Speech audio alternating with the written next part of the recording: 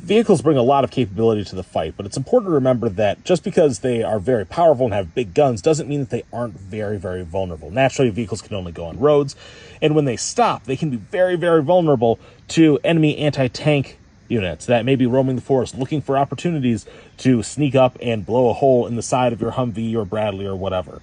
And with vehicles, you typically have 5 roles. In Humvees, similar utility truck type systems. You have a driver, commander, the gunner sits up top of the machine gun, and then you have 2 dismounts that sit in the back seat. So anytime you halt, like in this situation, we have this intersection, maybe the commander isn't sure which way to go, he needs to look at the map, they are halted for maybe, anywhere from 30 seconds to 5 minutes. And as soon as that happens, they'll kick out the dismounts. And so you have 2 dismounts from each vehicle that immediately get out, and they take up a defensive perimeter. So this guy may go to the top of the hill. He may look down the road, make sure there's no bad guys coming. He's going to come up here, and he's going to also look out.